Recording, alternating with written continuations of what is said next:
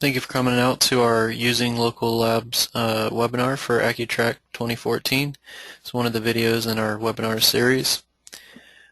Basically, we're going to be going over some of the benefits and how using one database for all your labs will be helpful and many areas as far as reporting. The type of unique information you can pull from each area, and this way you don't have to store them in separate databases and the need for extra SQL databases or extra file share locations, things like that. Okay, and to start off, the first thing that people usually ask when they start, can my lab be treated differently than any other lab? And that would be yes. So in here, you could have a totally different sign-in process than any of the other centers or labs using this. So in this instance, my advising center, they're going to be using the intake system where it puts the students in a queue before they're actually signed in, where they have somebody managing that queue, putting the students with the advisors as they come in, whereas my math lab, they offer tutoring just like the tutoring center, but they only want to show math subjects when the students sign in. So that's something that could all be accomplished, and we'll just see how. Let me switch back over to our program. Okay, so I'm just going to log in, and before I do though, if you notice, we're showing the video title here. So this is just the default lab that we're logged into. Okay, so I'm going to log in with the admin credentials, which is 91s and all caps new. Alright, so when we log in here, first the first section we'd want to see is where are our labs located, how can I create them, and that's going to be under System on the left, and we're going to go into Lab IDs. Okay, in my example here, you see we have the advising, the math, and the tutoring center. Okay, if you wanted to add a new one, you'd simply just click Add, give it an ID, which is just going to be a short code for it.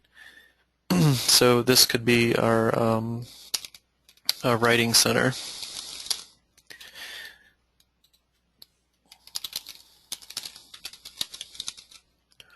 And then I'll just click Save when I'm done.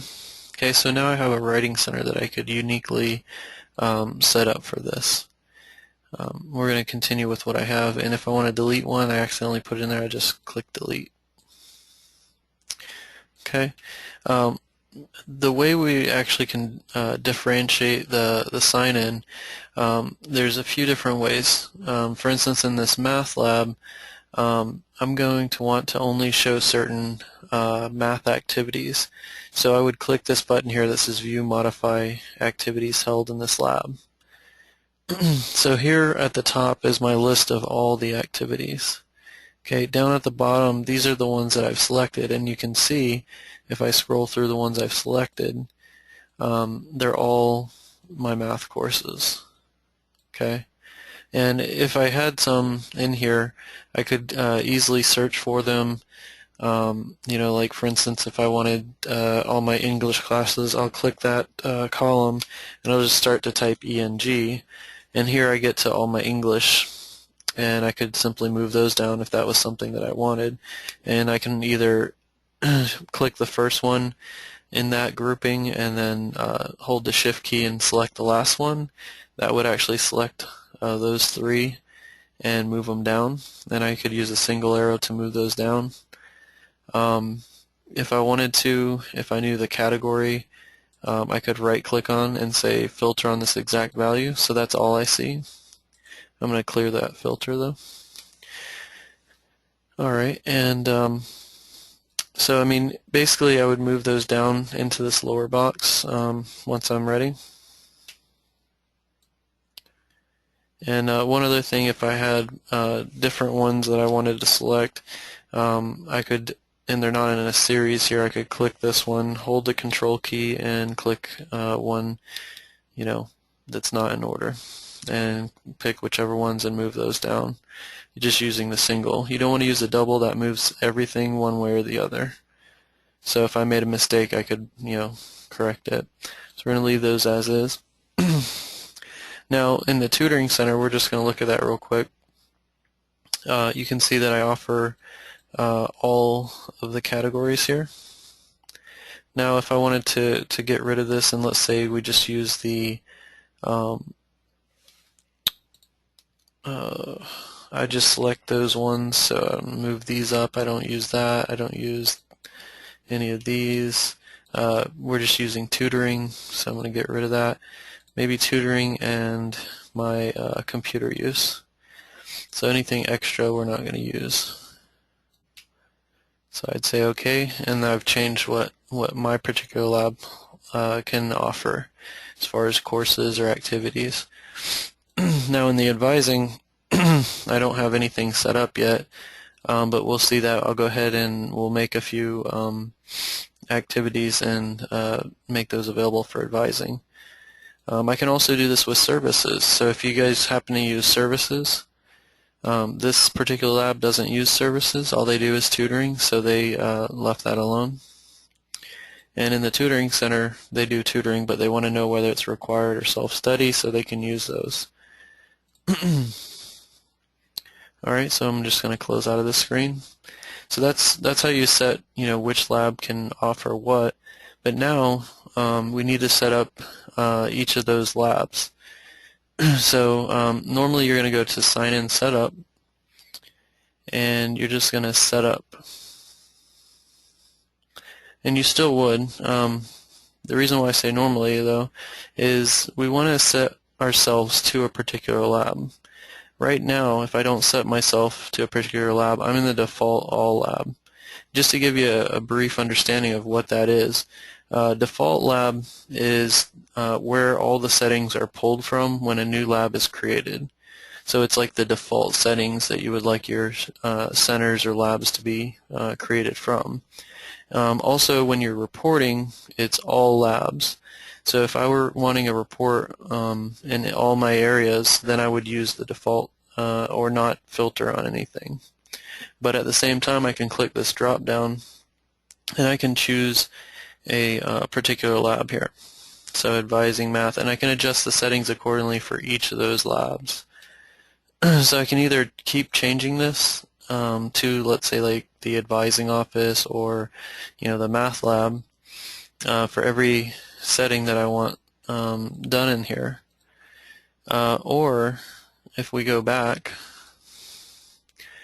I can go back to System Lab IDs, and I could make this computer a sign-in station, as well as somebody can modify the settings for a particular lab. So let's just say I make this for the tutoring center. So I'm going to click View, Modify My Local Lab, and we're going to set it to the tutoring center and save.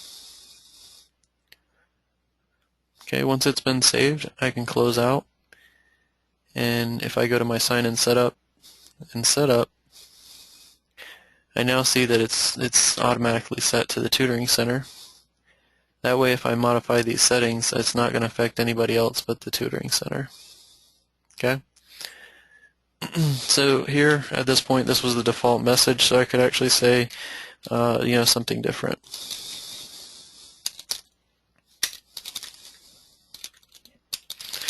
Okay, so we just put in a brief message here.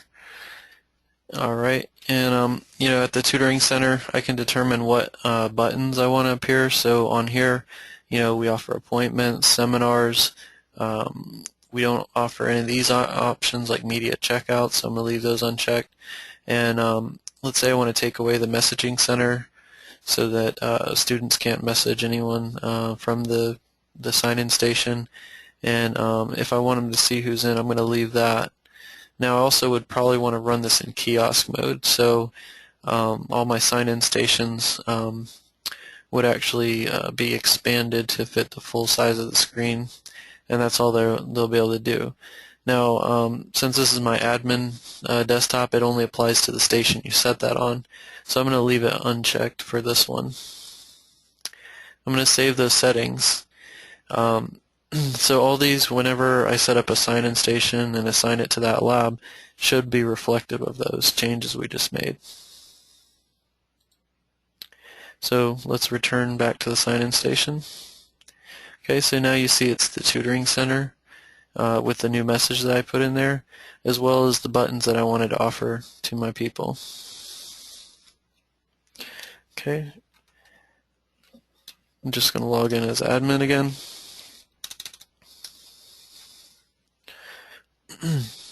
Alright, and while I'm setting these things, you know, each of these areas can be set differently for those. So in here, I would just go through each of my settings. Maybe I want to not offer services in this lab.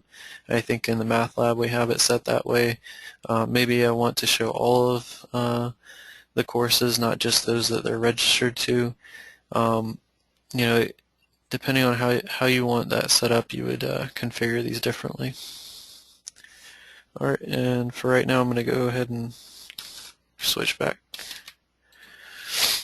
Okay, and then here's one of the greatest benefits here is that at the end of the day, when you're ready to report on all the visits across the labs and centers, you can actually pull a report, like I was saying, for the entire database or just specific labs.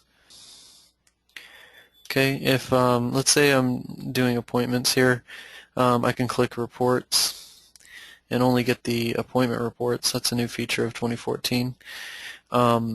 Or I can go and get all the reports and just go to whichever section I want.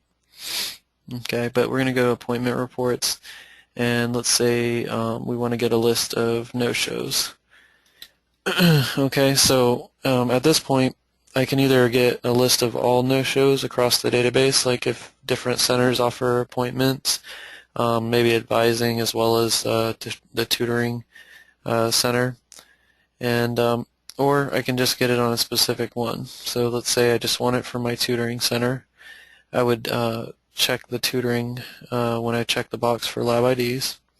That's going to set the filter to just show my tutoring center.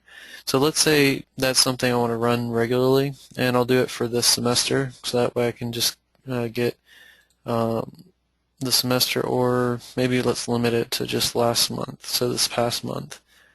And I'm going to, now I'm going to right click on this and memorize this report. Now you don't have to do this part, but if this is something that I'm going to run regularly, I would definitely recommend memorizing it. And I'm just going to make it so that I know, okay, this is when I want to pull the tutoring sessions for last month.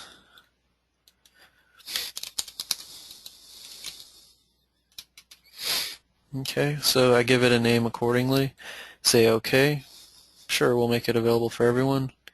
I'm not going to put a tooltip, that's just this little yellow box. Okay, so if I go down to my memorize reports here, so now we see I have one for tutoring. So if I were to click on a different appointment report, see how it gets rid of my filtering on any of this stuff that I set. But if I click back on that, boom, I have it set. If I check this, it's just for tutoring.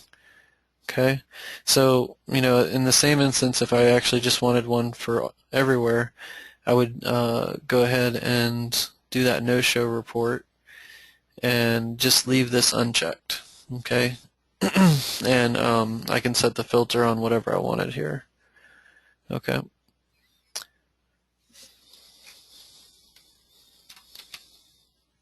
All right, one of the other benefits here is not having to have IT import into each and every database that you have across campus, because in this way you're going to have one database that all labs can use. And as we have seen, the math lab, for instance, only shows the math lab activities, as well as the tutoring centers are only showing anything in the tutoring category that we had. Now, advising, they're going to have a totally different set, but they're going to be able to only show those, and we can take a look at that real quick. So I'm going to close out of reports. Alright, and when we're back in the system here, what we'll have to do is we have to give or set up some activities really quickly for advising. So I'm going to actually create a category called advising. Okay, and once we have the advising, I'm going to add a activity.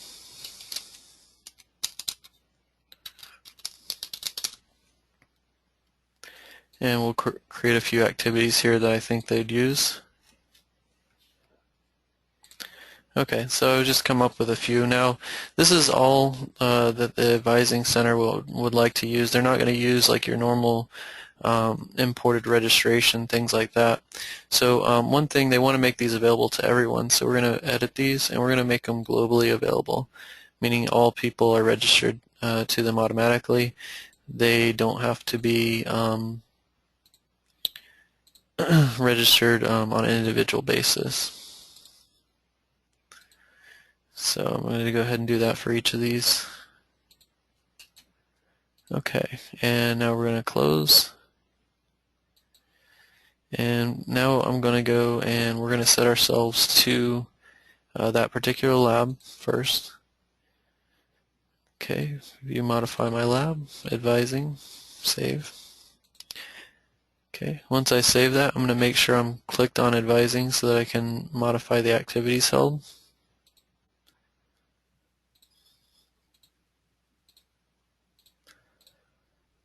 There we go. And services we're not even going to show. I could have put the activities as services either way, but in this instance that's the way I wanted to do it. But we'll see how I can change the sign-in process. Okay, so if I go to sign-in setup and setup,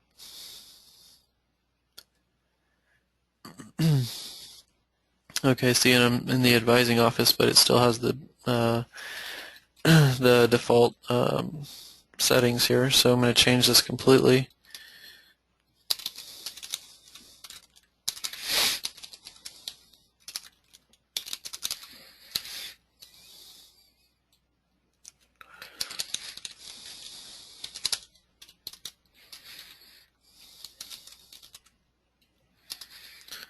And we're just coming up with a little thing.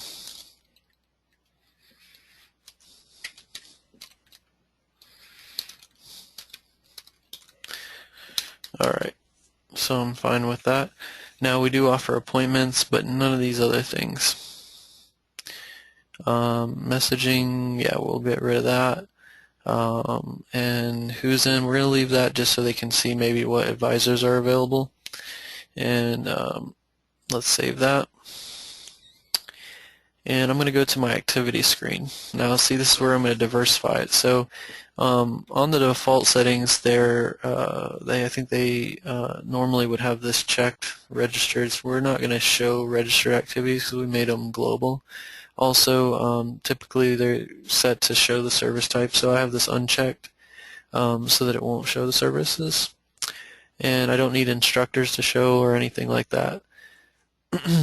And one other thing I'm going to do, because we only have that one category, and I want to make sure, you know, we've already limited the category, but I don't want them to have to select the category of advising, so I'm going to lock it to advising as well for this particular sign-in station. Alright, so I'm going to save those settings. We're going to close out of it, and we're going to go ahead and return back now that I've changed. And you can see here's the message that I created, Advising Center, please sign in, these are our hours. And you can see I only have the appointments button as well as the who's in. Okay. Alright, so I'm going to sign in. This time I'm signing in as a student. We can see that it's locked to advising because of the settings I changed. And here I have just my items that I wanted to allow people to sign into.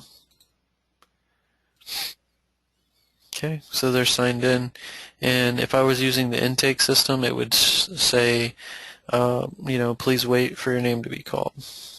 Now what I want to do is I'm going to just sign in so you guys can see how the tutoring center looks, just to see that it is actually different. So if I go lab IDs, and I set myself to the tutoring center now. And we'll close out of this and return to the sign-in screen. So you can see here's the tutoring center. So not only does this screen change, I have seminars as well that they can sign up for. But when I sign in as a student here, okay, so here's a student. Now I have tutoring as well as just their registered activities, which they have biology and 2 math classes.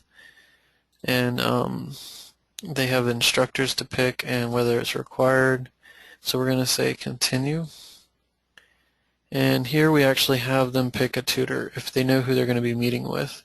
They can also choose unknown, which means they can choose them at sign out, or none if they're coming in for computer use or something like that. So we're just going to say we know we're supposed to meet with Morgan Freeman, sign them in. Okay, so see we have a totally different process. You know, I could change it to the math lab or any other lab and it would be completely different as well. Okay, so let me go back. Okay. Another option that's a benefit in AccuTrack is that I can use tutors in multiple locations. So whether it be tutors, advisors, staff, I don't have to import these guys as well in different areas, different databases. They could be used maybe a few hours here in advising in the tutoring center, and that's all set up based on their schedule and where they're available at. Alright, so if we log in as an admin, okay, once we log in as an admin, I'm going to go to Users, Tutors. Okay, these would be all my advisors or tutors.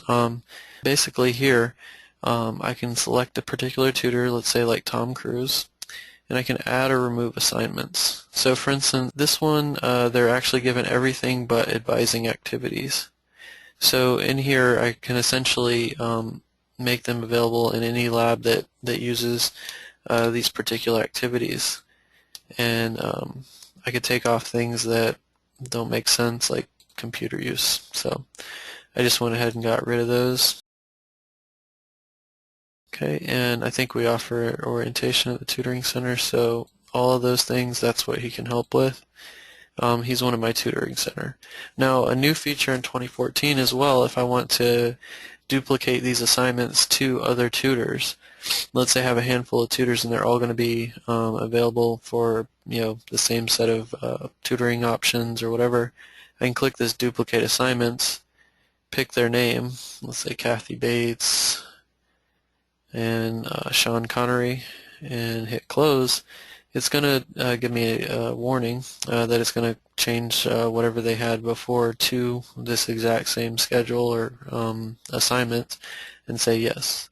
Okay, if it had any issues, like let's say they had a appointment with a student for something that you just took off of them, it would actually complain and you'd have to go check their schedule and make sure. But this actually successfully copied, so if you do it early on in the semester, you won't have a problem. So we hit OK. Alright, so now all of those people should have the same schedule. Tom Cruise, Sean Connery, Kathy Bates. They're all able to do the orientation or any tutoring. Alright, now there is a drawback with using the same database. And you may have heard me mentioning, I have advisors, math tutors, maybe I have staff members as well. The one thing in the system, and it's a drawback, is that the terminology can only be set one way. So unfortunately, if I want to call each of them advisors or tutors or whatever, I have to come up with something more generic. It might be all staff that I call them, staff members, whatever you guys agree upon. So that would be a solution on how we can fix that. So when you're going in and you're setting your terminology, and that would be under System, Setup, and System Options. We have terminology here. So I would just, for my tutors, I might say staff for both. That way it can kind of fit the needs of both my tutoring and my advisors. Okay, so I'd save that, and that way anywhere in the system where it says staff, or it's going to actually, I'm sorry, where it says tutors, it's going to say staff. Okay, so I'd have to return back and then sign back in for that to change. Okay, yep, see, so now I have staff instead of tutors here. Okay, and just some key points to remember is using the default lab versus local labs. Default lab is essentially if I set no labs on my computer. So these are going to be the default settings that are pulled whenever I do create a lab. So that's one way of differentiating that.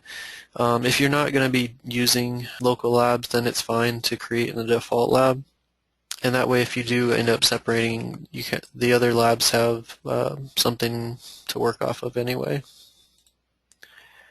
Okay, one other thing is your email settings in AccuTrack can be different depending on the lab. So, and what that means is, let's say when I'm sending out appointment reminders for advising, I may want to have some different email template. Maybe different room numbers and things that I want to let them know. In the tutoring center, I might, have, information more pertinent to the tutoring center. The other element is Web Gateway. It's our add-on product to AccuTrack or AccuSQL, and that allows students to make appointments online if you're not familiar with it. This can actually be used as well. So when the students are making appointments, you don't have to have separate websites set up for each of these labs. They don't have to go to a separate place. They could actually do all of the appointments in Web Gateway for either math lab, advising, or tutoring like we have here. So it makes it a lot easier as well.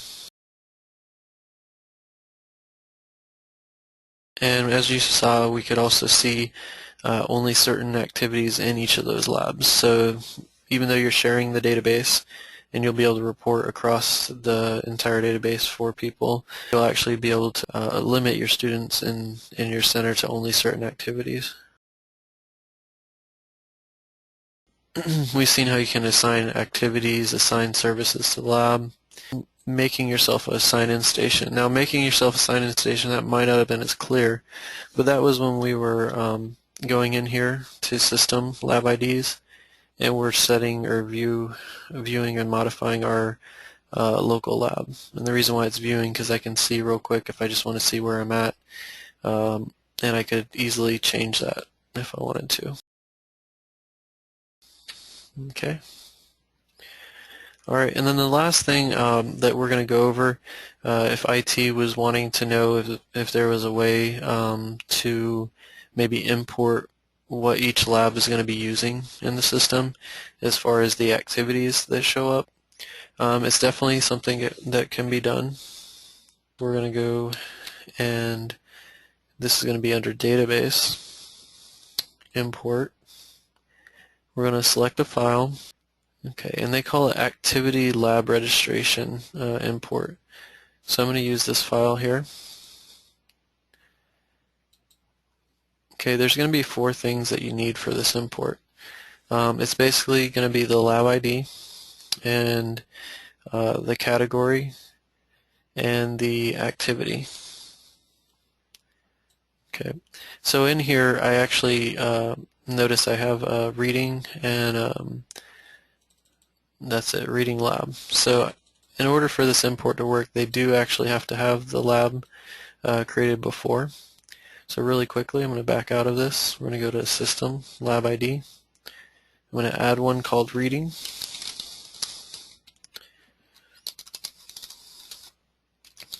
And it's just going to be the Reading Lab, save. And I'm going to close. Okay, so let's go back to the Database Import. Select that file, say OK. And we're going to do Activity Lab Registration, next. Okay, it's a CSV, so I can do that, and it'll get rid of my column headers. And say next.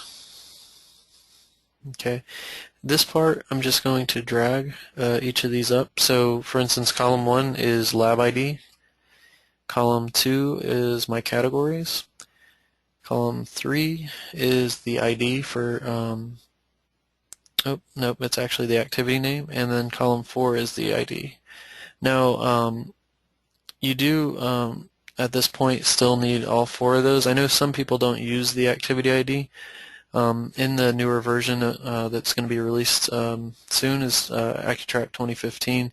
That has been corrected. So next, and finally it does a quick check and make sure all the records are fine, and we're going to click Finish.